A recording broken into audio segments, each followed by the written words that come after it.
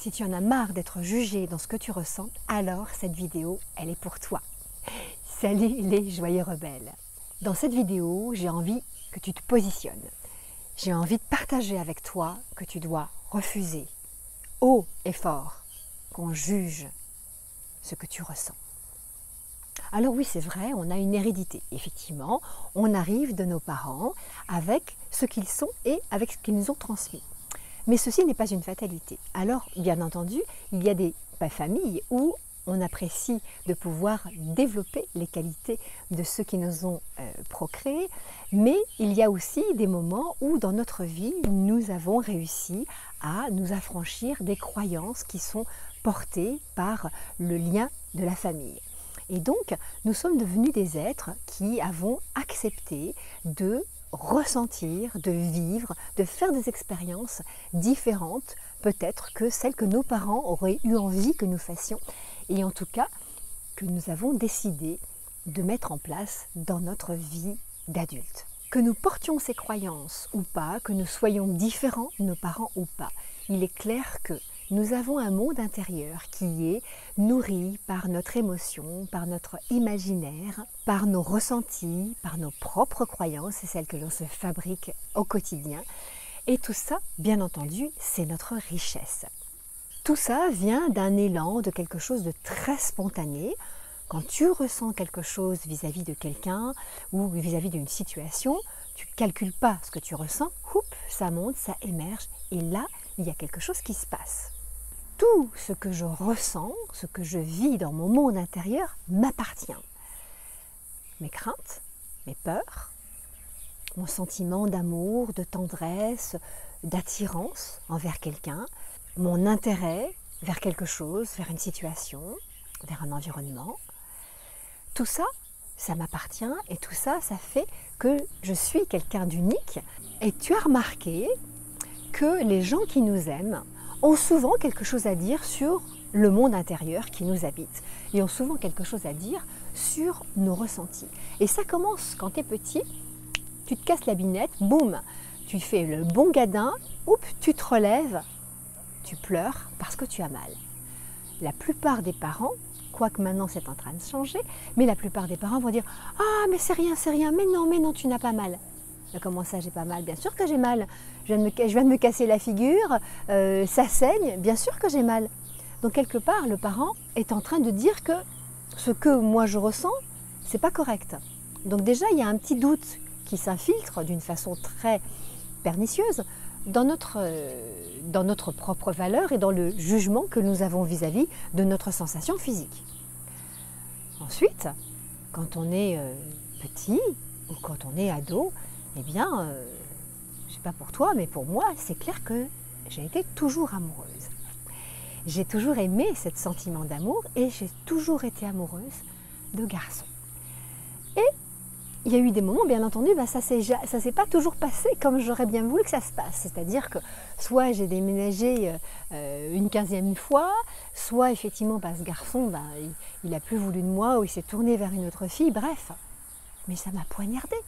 Ça m'a poignardée aussi bien, aussi fort quand j'étais toute petite, que quand j'étais adolescente, que quand j'ai été adulte. Parce qu'en fait, notre sentiment d'amour, il est à la hauteur de tous les projets qu'on a faits dans cette relation. Il est à la hauteur de l'implication amoureuse, de tout ce qu'on a investi comme énergie, même si ça reste une énergie d'un enfant. C'est à la hauteur de son monde. Et là, tu as quelqu'un qui t'aime et qui vient te dire « Oh, quand même, tu souffres.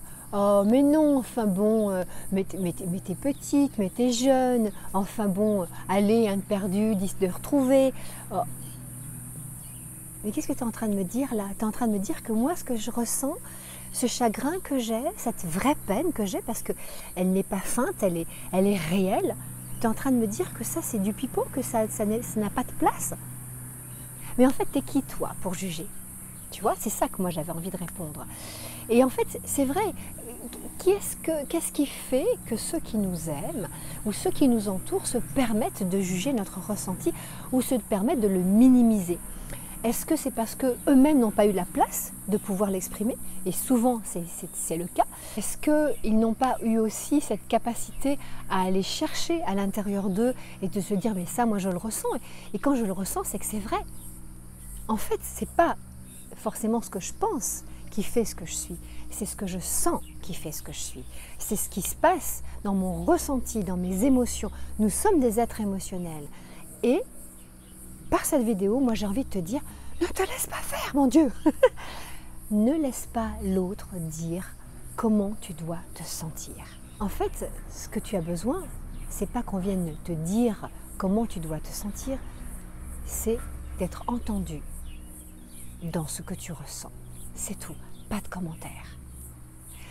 Pas de commentaires parce que ce que tu ressens, c'est à toi. C'est ta richesse. Et que tu vas trouver le moyen de pouvoir trouver la solution. Tu ne la demandes pas à la solution. Tu dis juste, moi, je n'ai pas envie qu'on minimise ce que je ressens. Parce que quand on minimise ce que je ressens, quand on nie ce que je ressens, eh bien, qu'est-ce qui va se passer? C'est qu'en moi, je vais porter une sorte enfin, je vais développer une violence. Une violence vis-à-vis de celui qui minimise mon sentiment, mais en même temps, quelque part, c'est une violence parce que ça me coupe de ce que je suis fondamentalement, c'est-à-dire un être émotionnel. Nous savons ce que nous ressentons et je pense qu'il est totalement légitime de pouvoir l'exprimer. Et plus tu es confiant dans ce que tu ressens, plus tu accueilles ce que tu ressens, en respirant déjà, parce que c'est la première chose, c'est quand tu ressens quelque chose, c'est de respirer, donc ça te permet d'accueillir avec la force de l'émotion, donc de vraiment sentir que ça te traverse, donc que ça t'appartient sur le moment. Justement, le fait de ne pas toi-même juger ce sentiment, eh bien, quelque part, il y a quelque chose qui va se remettre en axe. Ça veut dire que tu ne vas plus laisser l'autre faire. Ça veut dire que tu ne vas plus laisser l'ingérence de l'autre venir dans ton monde pour te dire mais non, mais ça, tu n'as pas besoin de le ressentir, ça c'est nul de ressentir ça. Voilà, quand tu seras axé avec ton propre ressenti, tu verras que l'autre viendra moins dans ton monde et se permettra moins de juger ce que tu ressens. Alors moi je t'invite à t'entraîner, parce que c'est un entraînement. Changer sa façon de faire, d'exprimer les choses, changer le regard qu'on a sur soi-même et pouvoir exprimer aux autres que là maintenant, c'est fini, là maintenant on n'agit plus comme ça avec toi. Eh bien, on s'entraîne pour ça chaque jour. Je t'invite à écouter ce que tu ressens et de le laisser la place qu'il a, ce ressenti dans toi. Où est-ce qu'il est placé? Est-ce que tu peux juste l'accueillir? Accueillir l'émotion, c'est quelque chose d'essentiel. Parce que finalement, elle s'est présentée à toi. Donc, de toute façon, elle a sa place à travers toi. C'est pas pour autant que tu l'accueilles et que tu vas la laisser à demeure et dire « Ok, bon, ben, je t'accueille pour 3 mois, 6 mois. » Non, pas du tout. Accueillir, c'est peut-être juste un passage. Et donc, le fait d'accueillir ça, de l'agrandir, de le laisser être en toi, de respirer dedans, ça va te permettre de te reconnecter à ta vivance, à ce qui vibre en toi tout simplement, à ce sentiment que tu es en vie et tu es bien en vie. Donc, accueillir cette émotion, voir où est-ce qu'elle est placée dans ton corps et ne pas porter de jugement dessus. Parce que si tu es le premier à porter le jugement dessus, tu vas laisser la porte ouverte pour que les autres portent le jugement sur ce que tu ressens.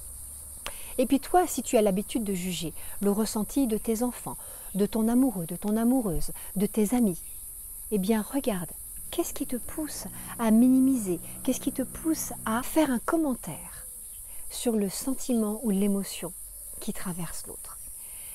Est-ce que c'est un besoin de prendre le pouvoir? Parce que c'est une façon de prendre le pouvoir que de s'ingérer dans l'émotion de l'autre. Est-ce que c'est un besoin de dire mais moi je sais mieux, donc peut-être avoir envie de prendre l'ascendance sur l'autre? Non. Accueille juste, écoute. Ne juge pas, ne dis rien. Et surtout ne minimise pas. Parce que si tu minimises ce que l'autre ressent, ça crée chez lui une immense violence. Et cette violence, elle se retourne contre lui-même et elle se tourne contre toi. Donc accueille ce qui se passe en toi. Valide ce qui se passe en toi. Sens que ça fait partie de ta vivance. Positionne-toi clairement vis-à-vis de celui qui aurait envie de tout d'un coup faire un petit commentaire sur ton ressenti ou ton émotion. C'est mon émotion, ça m'appartient. c'est moi. À partir du moment où tu auras fait ça, et tu vas voir c'est facile à faire puisque tu vas t'entraîner jour après jour, tu vas voir que la chimie, ta propre chimie va changer. Ça veut dire que tu vas commencer à déployer tes ailes, que tu vas commencer à t'ancrer, que tu vas commencer à dire de plus en plus qui tu es dans toute ta beauté. Et que le changement de cette chimie, eh bien, elle a forcément aussi une correspondance avec ta santé physique. Il ne s'agit pas que de ta santé émotionnelle, il s'agit également de ta santé physique. Et quand ta chimie émotionnelle change, automatiquement ta santé physique change.